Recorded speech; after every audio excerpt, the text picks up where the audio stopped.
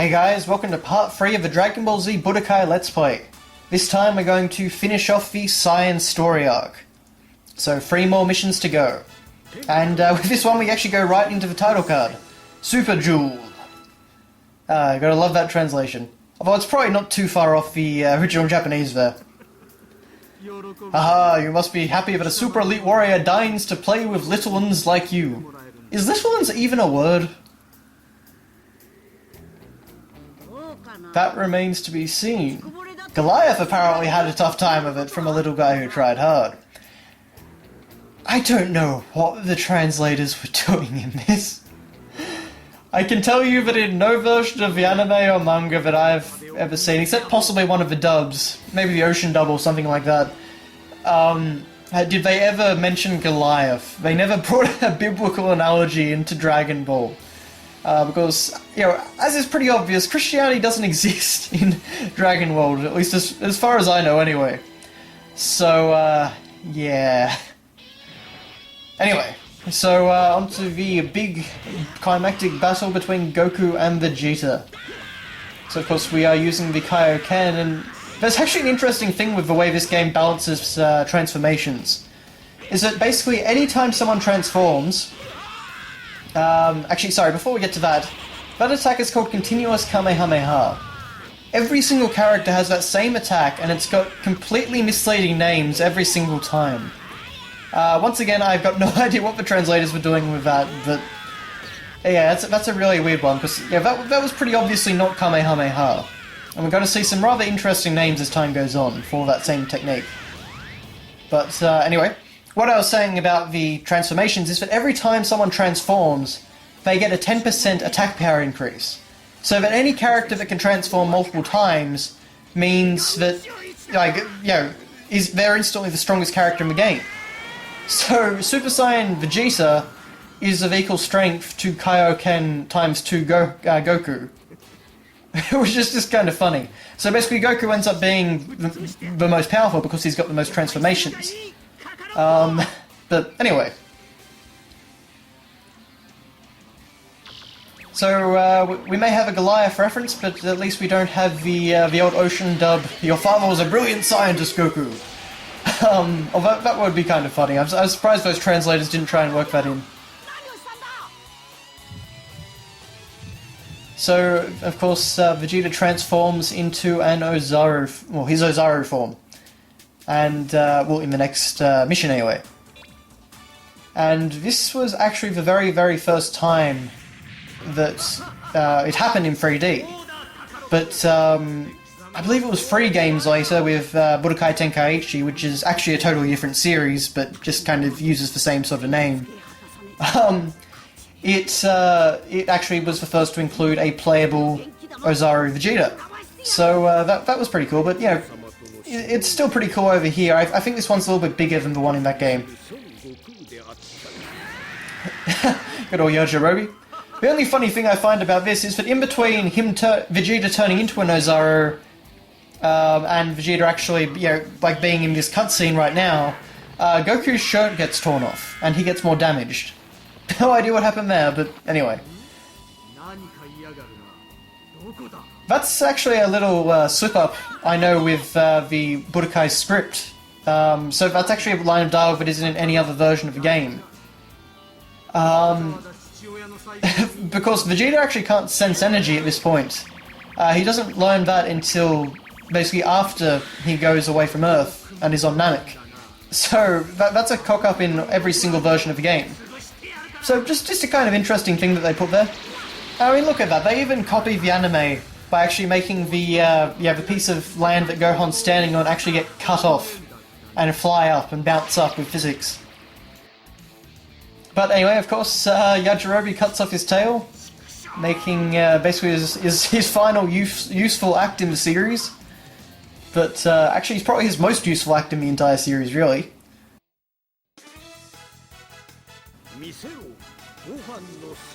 But anyway, as the title suggests, we're going to be taking control of Gohan now to fight Vegeta. You make me so angry! You really do want to die! Okay, you asked for it. You're the garbage and I'm here to clean up. Great dialogue.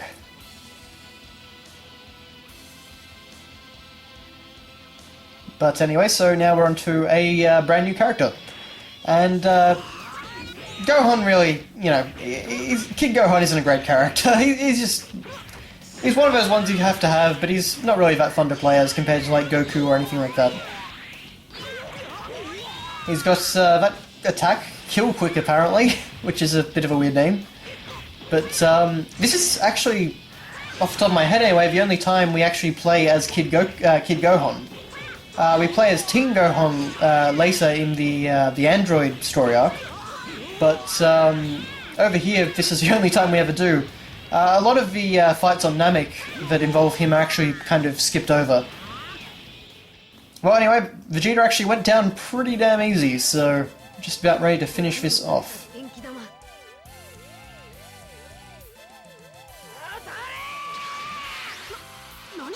But of course, Vegeta jumps over it.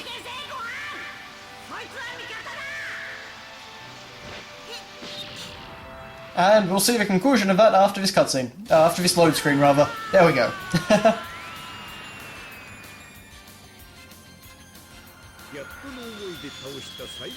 And in this version, Vegeta just kind of gets defeated right there and then. No Gohan needing to turn into Ozaru and crush him or anything. Which is fair enough. I mean, it's not really necessary for, you know, the cutscene in this game, because we wouldn't be able to play any of it, so... That was, like, so humiliating. That was a terrible voice, but that's kind of how I think of every single time I read that line. This kind of sounds really silly the way they've written it, but...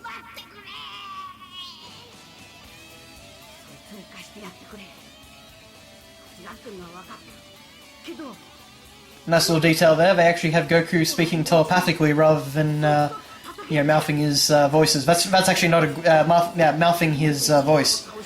That's not actually a glitch or anything, just that's how it is in the anime and manga. Dumb sewer rats! Which is one of the weirdest insults I could ever think of, to be blunt.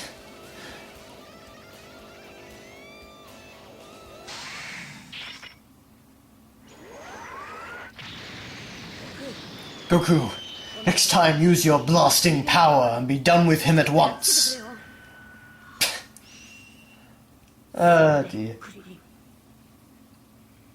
But that's the last normal mission.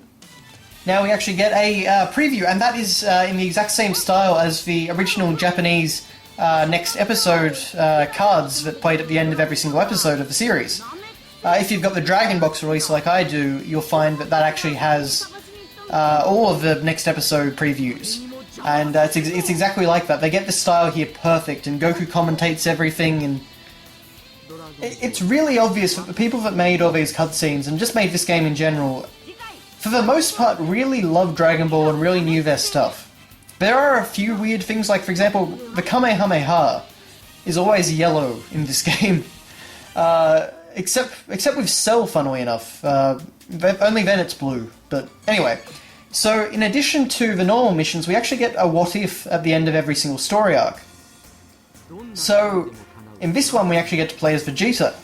And basically what happens is, it starts off with Vegeta recounting everything that happened. Earthlings, you dare disturb me!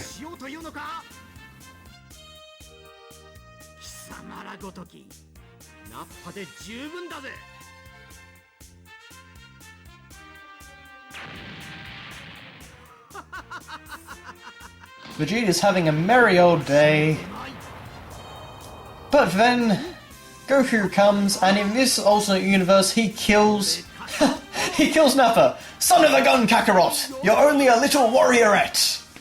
What the hell does that mean? I mean, son of a gun, I mean... why would Vegeta say that? But also, warriorette? What the heck is a warriorette? But anyway, so in this story mode, Goku killed Nappa, and Vegeta's really unhappy about that. Shut up! When I want your opinion, you'll already be dead! Oh dear. The translators for this game I don't know if they were just oblivious, or like maybe they were Japanese and, you know, trying to translate Japanese into English, which could account for some of the things. But either that or they were just having a really fun time with the dialogue here.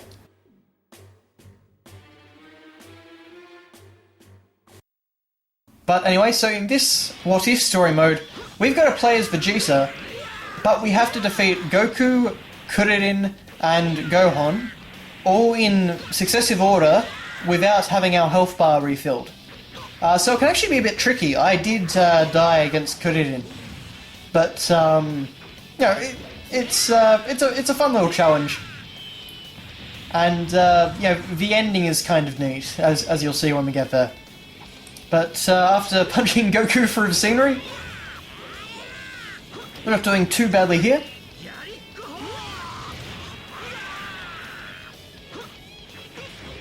This calls the Gairiku Ho, or Gairiku Ho, or I can never pronounce that one properly. It's basically supposed to be garlic cannon, and this calls it Gallic cannon, which probably isn't too bad a translation. I'll let you feel Nappa's pain. It's just such a weird thing to see Vegeta saying that sort of thing.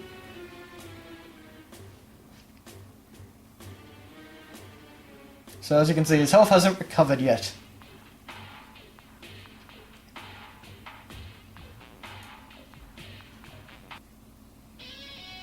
But now to take on Kuririn. Unfortunately, the AI in this game really hates it when you try and grab them. Grabbing can actually be very difficult in this game, but anyway. So remember continuous Kamehameha? Well, Vegeta's version is called Meteor Flash. Well, there it is. Admittedly, that's probably one of the more realistic names. I can kind of see the meteor in that.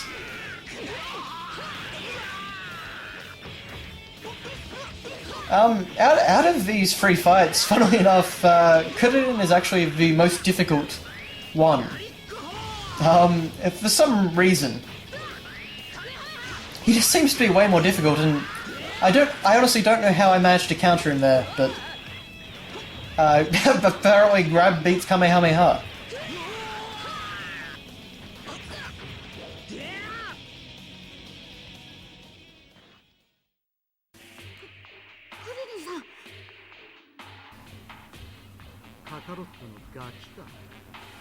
And part 2 of things that Vegeta wouldn't do. You and I are the only Saiyans. Wouldn't you like to replace Nappa?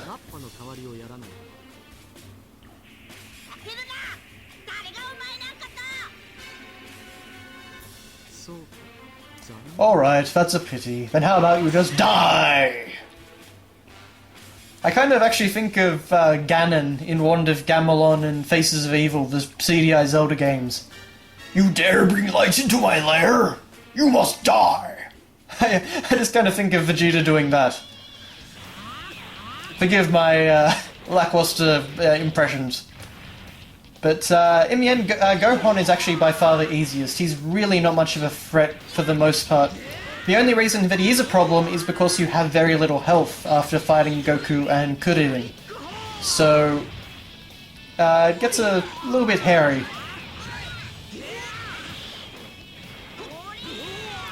And actually, I'm getting very close to dying here. Meteor Flash evens the odds a bit.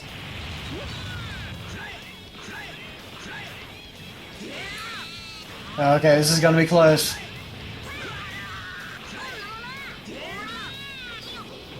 Ooh! That was a very, very close match. I remember breathing a sigh of relief after that. Anyway, then Yajirobe tries to sneak up on him. You thought I wouldn't notice you, maybe? Sneaky, eh? I like that. Why don't you come onto my side? Number 3 of things Vegeta wouldn't say. Number 1 of things Yajirobe wouldn't say. Now this is really nice. Like that Saiyan. Do you mean Nappa? Do you mean Nappa? That is a exact mirror of what Goku says before he becomes Super Saiyan in the Japanese original version. And as you can see, he turns Super Saiyan in this one. But we never get to play as him, so it's very disappointing. But anyway, that's the end of part 3 and the end of the Saiyan saga. So thanks for watching, guys, and I'll see you later.